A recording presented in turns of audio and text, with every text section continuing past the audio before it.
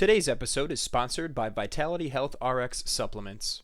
Whether you're an athlete, a busy professional, or just someone looking to prioritize health, Vitality Health RX has what you need. With premium ingredients and rigorous quality control, their supplements support your body's natural functions. Visit shopvrx.com and use code FEELGREAT15 for 15% off your first order. Thanks to Vitality Health RX for sponsoring this episode. Now let's dive in. Welcome to Feel Better, Feel Great podcast, episode 111, Anxiety and Panic Attacks, a Different Approach. I am Dr. Andrea McSwain. Before we delve into today's podcast content, I want to remind you that while I am a medical professional, the information shared here is intended for educational purposes only. It is not a substitute for personalized medical advice, diagnosis, or treatment. Always consult with your healthcare provider for guidance tailored to your specific health needs. Now let's embark on this journey of health education together. First, anxiety and panic attacks is a very sensitive subject. I realize that, and I want to say my first caveat for all of this conversation is I believe that these are real. And I believe that you are having a struggle if you struggle with anxiety and panic attacks. But my goal is to not just say, yep, you have anxiety, yep, you're having a panic attack. My goal is to help you discover how to change these situations so that you gain control over your health and well-being. And that is always my ultimate goal for you, for my patients, for everyone on the planet. So that is what I want to first say. Next, I want to tell you of a story of Mother's Little Helper, which many of you may understand is a reference to the use of benzodiazepines as a way to shut off your feelings and just zombie out so you can handle the situation. This is something that can basically just turn the light off. And some people who have anxiety, that is a decision that they make to use a medication that turns the lights off, just ends the situation. And I hope through today's conversation and presentation that you will understand that there are so many more things that you can do to regain this part of you, to be able to learn some skills that are applicable to situations that are stressful emotionally and that maybe have triggers with them and may lead to panic attacks, and so that you can gain that control. So first of all, benzodiazepines as Mother's Little Helper, they're pretty addictive medications. And I remember one time when my mom was very upset. She was in the car with me. I was driving. I was an adult. She wasn't upset about that, for all you parents that have children who drive. But she was heaving. She was just very overwhelmed with the current situation. And I agree, it was a very stressful situation. I was sitting there. I wasn't going through what she had to go through, but I had definitely gone through an aspect of this stressful situation. I looked away from her for a moment, and all of a sudden, she was completely chill. She was post-Xanax chill. She had used this medicine to stop the world, and so she shut down. And she wasn't really asleep, but she was definitely faded out. I have to say that even in that moment, long before med school, I had really wished that so much was different for her in that situation. I had wished that even though it was extremely stressful, that she could stay in that moment. She had made an important decision at that time to move forward with her life, and I wanted her to be present for that milestone. It was a success for her, but it was a success that ultimately overwhelmed her, in which she chose to kind of exit the situation by using a benzodiazepine. And it was clear she knew how this was going to affect her. She had used it before.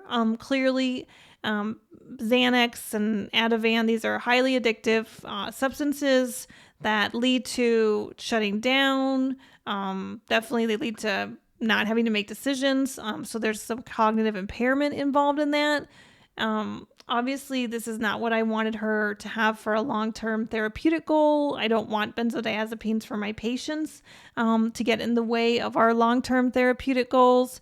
But I have to say that for people who are struggling with anxiety and in a very stressful situation like a panic attack, which what I believe she was going through, they aren't particularly functioning in their cognitive brain anyway. So using a benzodiazepine is just a way to shut off all the noise, all the sound, and make it quiet. But I want to talk to you about some other ways to view anxiety. And I want to hopefully, if you are managing your anxiety with benzodiazepines, there is some information here that can help you work with a healthcare provider, reducing your benzodiazepine usage, and maybe even working on ways to eliminate it from your life.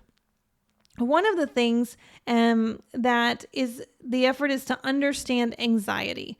I view anxiety and that term very differently. First of all, there's no judgment when I use the word anxiety. And I think that's very important because a lot of people are told that they're anxious or they have anxiety. And so that's the diagnosis. That's the end. You have anxiety. Go deal with it. Maybe take this pill, maybe learn some coping strategies. That'll help you. And I like to think about people who have anxiety. If you have anxiety, or if a patient comes to me with anxiety, I view it as they are the house and all these antennas that are on the roof are all pointing out. You become hyper aware of all the other people's needs in their lives. They become hyper aware of any potential threats or dangers, but they're always looking out. And as a result, the fear brain starts to amplify. And the fear brain is on, then we know the cognitive thinking brain, which gives us objectivity, is not on. And objectivity in this situation is being present. So when you have a state of presence, yes, you can have some fear, but your objectivity is so much more amplified by receiving the information from the senses and more than the visual sense. You have all of your ability to hear and smell and feel the air. There's taste, obviously, which isn't always applicable, but as a sense. But, there are other senses besides sight, but these all provide you with a level of objective information that then can be processed into the cognitive brain. And fear shuts all of that down. And anxiety can happen when all of those antennas are out, gathering all that information and then leading it to become too much overwhelm, too much information, and that starts shutting people down.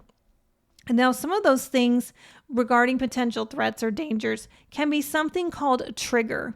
Now, a trigger is a neutral item, but it has meaning to you.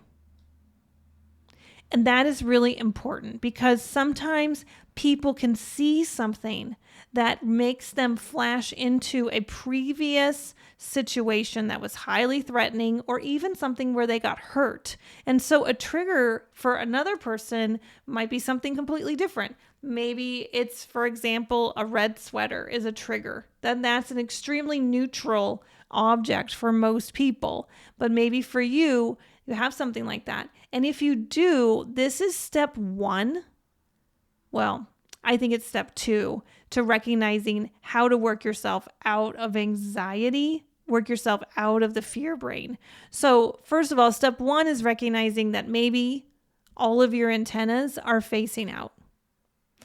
Step two is looking to triggers. So neutral things in general, they have emotional meaning for you. Yes, there are emotional triggers that people see that make them happy. And those are wonderful. And those are also important triggers. So we had a patient and I did recordings and in the back of it was a door with a certain doorknob. And it always reminded her of her grandmother's house. She loved her grandmother. Her grandmother protected her and made her feel very safe and very loved. So every time she looked at that door handle, she thought lovingly of her grandmother and that made her feel good. And so we have a lot of positive triggers in our environment as well. And those are really wonderful because sometimes they can help us appreciate being much more present in the moment if we're focusing on the positive triggers or the things that bring us joy. And there's, when I look at, there's any number of things that I see that bring me joy that I have in my home, that I've set out in my home to make me have memories that are very wonderful for me. And those are fantastic triggers to make us smile, to keep us bringing in visual information that help us have positive in the moment and being present experiences. Because we're in the moment, we're experiencing something, it's bringing us joy, and that's keeping us in the moment. Now, conversely, there's negative triggers or triggers that we see that stimulate us to have a negative emotion that are probably fueled by a negative event. And if that's the case for you, this is step 2 for really starting to identify those triggers that you see that mean something to you that are pulling you into the fear brain. Pulling you into the fear brain will then start overwhelming the antennas. And you really want to look at, write it down, think about it, process it, recognize how something can just set you off and it doesn't mean anything otherwise, but it's bringing you into a place of fear. And it's a potential threat. It's not a real threat. That's very important.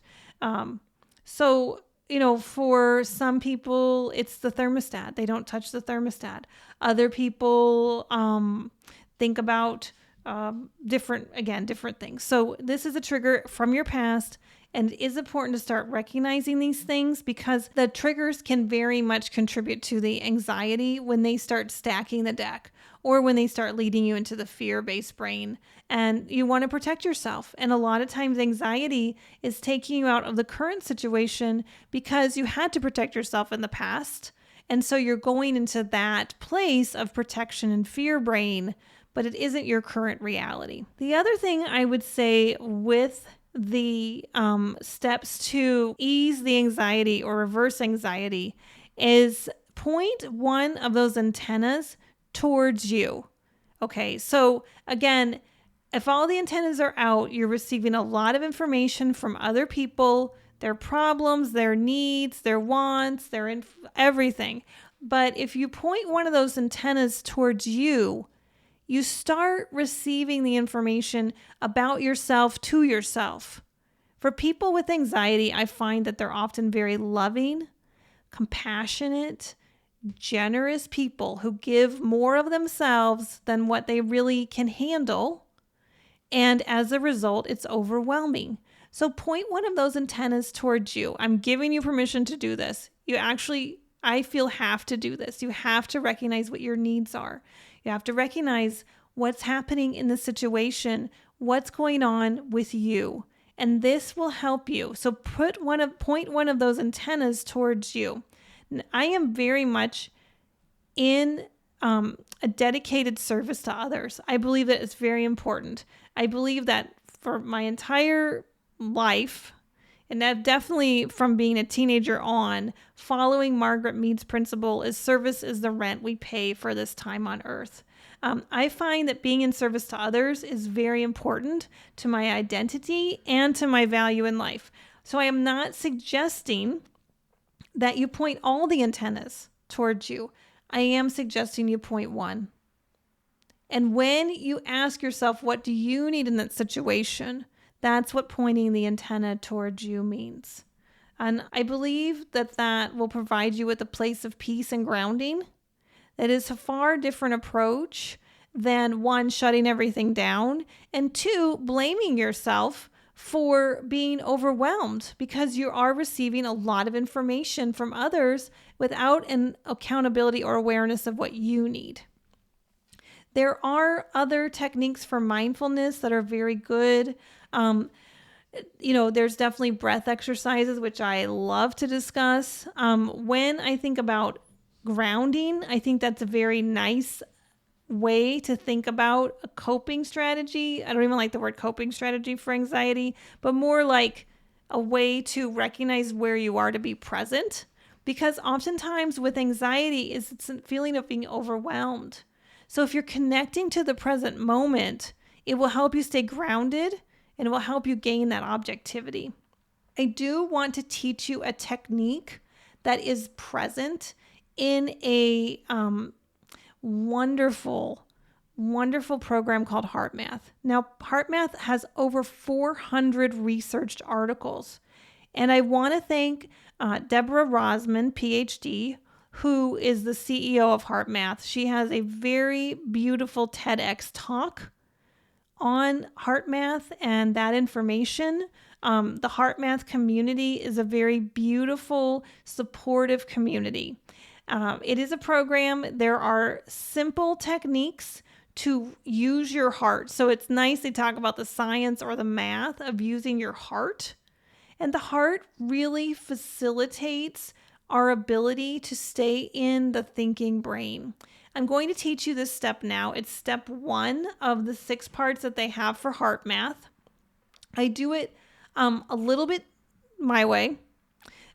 So please forgive me if you're a purist for HeartMath, but I have kind of found these subtle differences to help organize people a little bit more physiologically in my own clinic.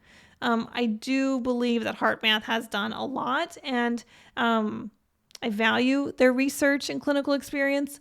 I just have my own bend, I have my own approach. It's a little bit different. So first of all, the idea is connecting to the beat or drum of your heart. Okay, well, that makes a lot of sense. When you do that, the fibers that go from your heart to your brain go to your thinking brain. And what this allows us to do is connect our heart to our thinking brain, be present, and reduce those trigger effects that turn into a domino effect of a panic attack.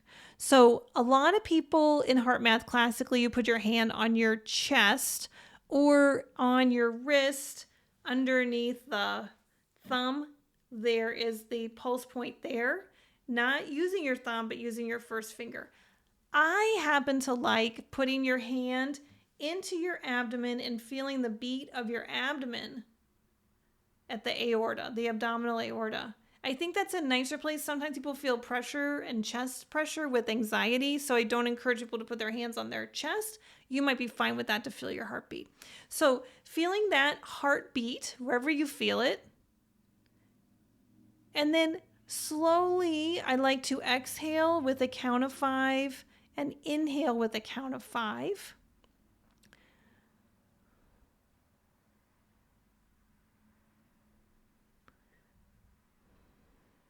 And what you will find after doing this 5 or 6 times is a change in relaxation. My voice is already different. So again, this HeartMath technique is about connecting to your heartbeat and then connecting your breath to your heartbeat and allowing your body to go into a physiologic response of activating the thinking, cognitive brain to stay present. When this happens, you want to recognize where are you in this feeling of anxiety? And again, how are you eliminating or at least dramatically reducing a panic attack? Okay, so when people have a panic attack, it's usually a string of dominoes, and the domino effect basically shuts them down. They have a physiologic response. They're heaving in their chest. They're nervous. They're getting focal vision, or they're narrowing in with their vision. They can't hear things as well.